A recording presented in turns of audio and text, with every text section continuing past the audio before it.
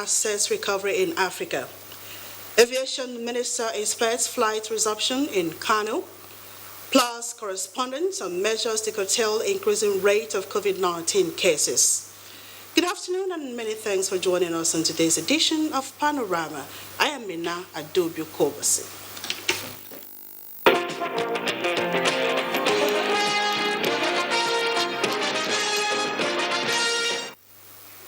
President Muhammadu Buhari has urged African leaders to ensure the immediate actualization of the Common African Position on Asset Recovery as the continent celebrates Anti-Corruption Day.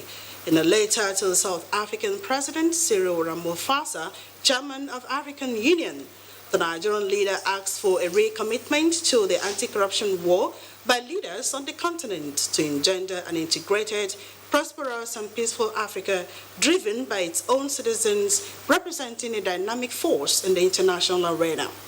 The president laments that massive corruption are being perpetuated across the national governments and has created a huge governance deficit that has in turn created negative consequences. President Muhammadu Buhari, in a letter, suggested that African Union has to go beyond the more annual celebration of the African Anti-Corruption Day by moving swiftly to operationalize the African Common Position on Asset Recovery by all member states. President Buhari commends African leaders and said that we must commit ourselves to the very important task of reclaiming the continent from the vice of system corruption. Moving on, meanwhile, the presidency says a series of documented allegations were made against Ibrahim Magu while as the acting chairman of the EFCC, following a preliminary review of the allegations leveled against him and several other members of his staff. There were grounds for detailed investigations to be conducted, but sadly, some persons see Mr. Magu's investigation as a signal that the fight against corruption is failing, and the presidency said such opinion is quite unfortunate, and they have once again missed the boat. The statement adds that there is no better indication that the fight is real and active than the will to investigate allegations in an open and transparent manner against those who have been charged to be custodians of this very system. Under President Buhari's administration, this is the mantra and guiding principle. There are no sacred cows, and for those that think they have a halo over their heads, their days are also numbered. The presidency further observed that Mr. Magu was not immune, and no other administration in the history of Nigeria would have moved to bring into the light and public domain such an allegation. All airports across the country are expected to reopen for operations from the 15th of this month, while adhering strictly with safety and health protocols. The Minister of Aviation, Hadi Sirika, stated this in Kano, while expecting flight resumption at the Aminu Kano International Airport. Benny Adams reports. From Lagos to Abuja, Port Harcourt to Maiduguri, Owerri and Kano, the story is the same. Air travels have resumed with the number of passengers on the increase as aircrafts land and take off with assurances. A similar feature in all the locations is the adherence to the application of the new normal to aviation. From flight arrival, ticketing and boarding, the rules apply. Passengers are expected to be at the airport 3 hours before flight takeoff. Use of face masks is compulsory. Hand washing and use of sanitizers is the norm, in addition to 1.5 to 2 meters physical distancing rule while standing, walking or sitting. The regular airport security checks are also in force. It is amazing so far. It is amazing so far, yes, and I hope it continues this way.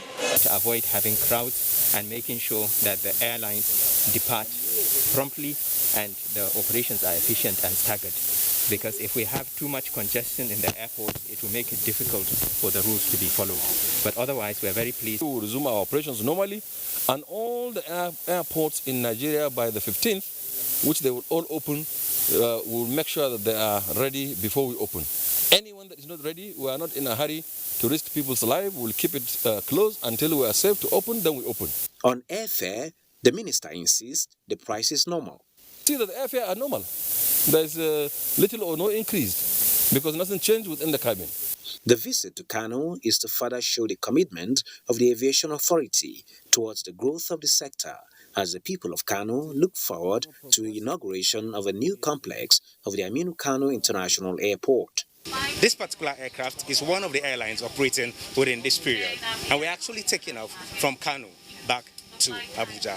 This in earnest states the readiness of the aviation authorities to continue reopening of airports across the country. In Kano, Benny Adams, NTA News. Fifth prize winner in the 2019 President's Teachers and Schools Excellence Award of the Federal Ministry of Education, Model Secondary School in Soka, has been presented a brand new Hyundai bus by the Enugu State Government. Winners of other national educational competitions in 2019 also got cash and material rewards from the government. Susan Eze has details. In addition to the vehicle presented to the school, the principal, Mr. Obi Ezugori, who also won the 5th best principal in public schools in Nigeria, was promoted by the government to the position of Principal Special Grade Level 17.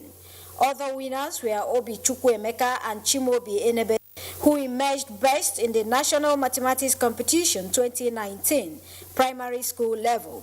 Ms. Jane Ono from Girls Secondary School, Abakbanike, who also came first at the Bureau of Public Enterprise 2019 essay competition. All were rewarded with a sum of 250,000 naira and a laptop, while Tochukwu Onyeze from Shalom Academy in Soka and Chukwuka Odibo of University Secondary School in Soka, who both came third at the National Mathematics Competition secondary school level, got 100,000 naira each and a laptop. The governor, represented by the deputy, Cecilia Ezilo, said it is the culture of the administration to reward excellence. It is in furtherance of this tradition that we are gathered here today to honor some of our young people and institutions that raised the flag of Enugu State very high in national competition recently. Principal Model Secondary School in Soka thanked the state government on behalf of the winners. To whom much is given, much is expected. And I'm sure that those of them at home who are listening will make efforts to even surpass what we have done today. Secretary to the state government, represented by the Commissioner for Education, Professor Ucheze, noted that the rewards are to encourage the winners and motivate others to work hard. In Enugu, Susan Eze, NTA News. Let's take a short breather here. Panorama continues in just a moment. Stay tuned.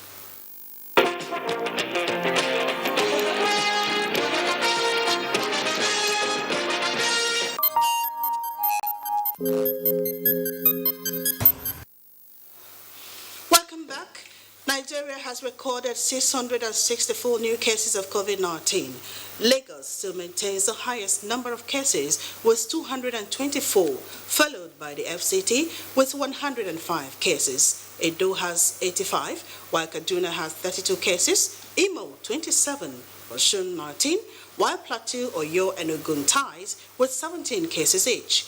Rivers has 14 number of cases, Delta 11, Adamawa 10, Enugu 7, Nasarawa 6, while Gombe, Abia and Ekiti ties with 3 cases each, bringing the total number of confirmed cases in Nigeria to 31,987, with 13,103 discharged and 724 deaths. The Nigerian government has received a large consignment of medical equipment donated by the German government and the Economic Community of West African States, ECOWAS, to strengthen Nigerians' fight against the COVID-19 pandemic. Minister of Health, Dr. Sagie Hanire, took delivery of the supplies in Abuja on behalf of the Presidential Task Force on COVID-19. Mita Ray Ben tells us more. So far, COVID-19 case standing in ECOWAS member states is more than 92,000 and more than 1,500 deaths recorded. Nigeria accounts for 1/3 of these confirmed cases in the sub-region and is a hub for ECOWAS COVID-19 response to member states. President Muhammadu Buhari of the Federal Republic of Nigeria was appointed the champion, coordinating the regional response. And I wish to express our gratitude to him for providing facilities. These include a warehouse for storing all procured medical commodities and plane to distribute them to ECOWAS member states. Nigeria's share of this consignment of medical equipment donated by the German government and WAHU, the sub-regional health institution, consists of ventilators, thousands of diagnostic test kits, medical gowns, locally produced hand sanitizers, and thousands of other personal protective equipment. Our health workers are toiling assiduously in the fields and in the hospitals to handle COVID-19 patients, and I believe that the provision of these personal protective equipment and all others will generate even more peace of mind for them. Coronavirus is going to be with us for some time. Therefore, it's really important that we get into the habit of modifying our behavior. And we also commit to use everything presented to us judiciously in the response to this pandemic. Apart from these equipment, ECOWAS is also pledging technical support in training for health workers and risk communication to strengthen Nigeria's fight against the COVID-19 pandemic. This medical warehouse in Jabi district of Abuja, donated by the Nigerian government to ECOWAS, will be a transit point for the storage and distribution of medical equipment to other ECOWAS countries to strengthen their response to the coronavirus pandemic. In Abuja, Mitaire Ikben, NTA News.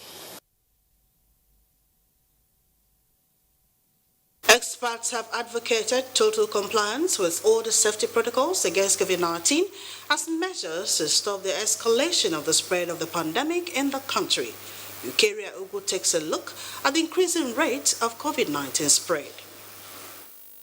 Since the importation of coronavirus into the shores of the Nigerian nation, federal and state governments have strived in their various capacities to curtail further spread of the pandemic in the country. These include closure of schools, markets, worship centers, ban on interstate movements and traditional ceremonies, as well as imposition of dusk-to-dawn curfews amidst lockdowns and other restrictions to enable the citizenry stay at home and observe all the safety protocols listed out by the Nigerian Center for Disease Control, NCDC. However, after a few months of lockdown, federal government deemed it necessary to open up the economy and relax the lockdowns gradually to ameliorate the sufferings occasioned by the lockdown. Most worrisome is that after the second phase of the gradual ease of the lockdown, the pandemic now skyrockets on a daily basis. They have refused to abide by all the measures like sanitizing their hands, washing their hands regularly, the worst is even the social and physical distancing that is being preached every day. What could be done to put a stop on further spread of the pandemic? Experts advocated total compliance with the safety measures.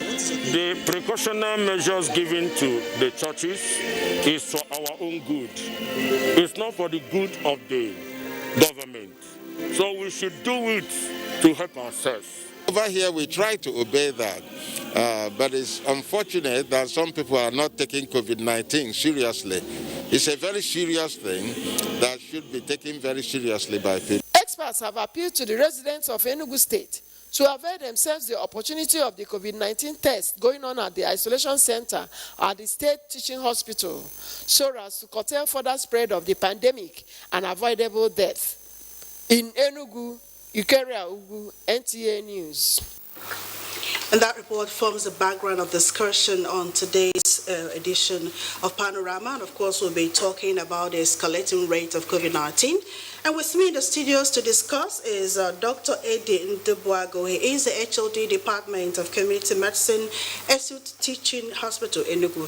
Doctor, it's good to welcome you to Panorama. Thank you so much. All right, you listened to that report and you could see that the number of cases affected, patients affected with COVID-19 in Nigeria is way above 30,000 people. How do you react to this figure? Thank you so much. Honestly, I react to the same alarm that everybody is doing. It's alarming, it's worrisome.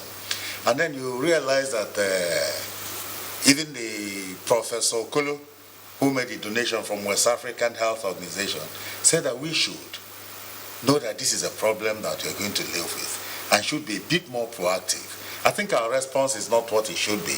It's worrisome. I'm alarmed. Okay. But do you think the government is actually doing enough? Well, government has done a lot, I agree. But I sincerely think there's always room for improvement. There are areas where government can really step up their game, nationally and in all the states.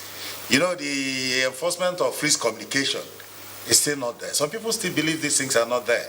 And I sincerely think that in addition to government, other people should step in and do it. And this idea of testing, you know, it's not right that people will collect specimen and maybe 2 weeks, a week, they don't know the result. I sincerely think these are areas government can work on, try to establish more labs, try to get more personnel, try to put more men on the job of this response. The response we can do better. Okay, Doc, maybe we should look at actually the reasons why you think that these numbers are increasing. Are people also doing what they ought to do? Certainly not. And I told you people, some don't even believe you have this problem. And I tell you really that people should be made to take responsibility. There should be community ownership of this response. And this can be done. I keep saying even town union presidents, Igwe and all that, we have structures that we can activate and the response will be better. In Enugu State, they did something, they gave them money, they employed town criers and all that. But I think something more sustainable, like letting them have a structure, maybe have enforcement structure in the communities is doable. We have the neighborhood watches and all that. These structures can be deployed into this response. It's alarming the way we are going. The rate is climbing, tells you that even the peak is not near. So we should think outside the box. Okay, how has this coronavirus actually affected the nation? Terrible. Nation and globally. You can see the economy, everybody keeps saying it. And it's because of the hunger. People are really hungry. How long can you stay in the house? Even hunger can kill some people. So you find out that you don't have a choice than for government than to start easing off a bit. But if you ease off, it's better to ease off in a well-organized manner. Some countries who were careless with easing off, like Israel, see what is happening there. They're beginning to retrace. You know, this problem has clear-cut ways. You know, you can mitigate it.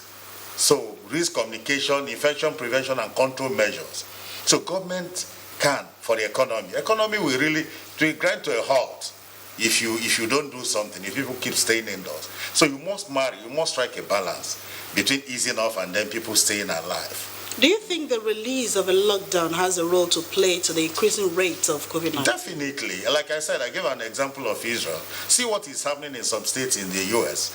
So you release, but the mistake we made here is that once they release, people think the thing has been contained, is over. No, this is a highly infectious disease. The rate of infection is unprecedented. So you release and then try to find out ways. Okay, look at now. You can see people burial. People go to burial. People who have contacted this thing through areas that are not contacts, that are not people who have history of travel. You can't trace their source of contact. It's up to 73% here now. So that tells you that it's because of this careless, our behavior. We need lifestyle change. We need to accept it. We must live with it. So the release of the lockdown that is not controlled, of course, contributed a lot. Okay, Doc, from a medical point of view, do you advocate that there should be another complete lockdown? Yeah, complete again, I won't say complete, but there should be a guided lockdown. It should be something, for instance, people can still go to church, but you can make it in such a way that even choir, because when you sing, when you talk, you aerosolize these things. So they can be staying outside. You can make it in such a way that these things are done in open place. Like those burial, get enforcement in, even if it is a neighborhood watch people. And then make sure people don't gather in burials. People contact these things so much. Okay, look at private health worker infection. Everything is a problem. We really need to sit down and then get people to brainstorm. We must not always rely on what the Americans or the English people are saying. We should have some homegrown approach to this problem. It's doable. Okay. But the only thing is the will to take on it. Okay, you are of the Department of Community Medicine. Since after the release of the lockdown, what is the situation in the hospital? My dear, the truth is that, like I'm saying, is becoming very worrisome. If you're in that war front and see what is going on, you can't help being alarmed. It's getting, health worker infection is increasing so much. And of course, I say some of our colleagues, they say PPE provision, fine. Don't go into that war front if you're not protected. And there are little things you can do. We are taught standard precautions. You see people careless, they examine people without gloves, they go so close. So there are the infection is increasing. And look at private facilities. Do you know health worker infection, at least in this area, in private facilities are a lot more than the public facilities. This is a time we should start looking at all this holistically. Because the rate is going is bad. People are dying. The only saving grace is that this thing, it doesn't kill so fast, but it's a problem. So many, almost every, people are infected, really. Before I let you go, doctor, let's go to contact tracing. Do you think that contact tracing is actually working, in a bit to curtail this pandemic? Well, why it is a problem? Because even now, I've told you so many people, you can't link to any contact. So it should be really active case search. And then opening our eyes to the possibilities of people. Contact tracing is good. We must continue. But it shouldn't be the only option. We must think outside the box and do other things that are peculiar to our environment. Thank you so much, Dr. Aiden. Thank you so much. Okay. All right, we've been discussing with Dr. Aiden Deboago, who is a HOD, Department of Community Medicine, ESU Teaching Hospital here in Enugu State. Next in sports, Norwich City became the first victim of relegation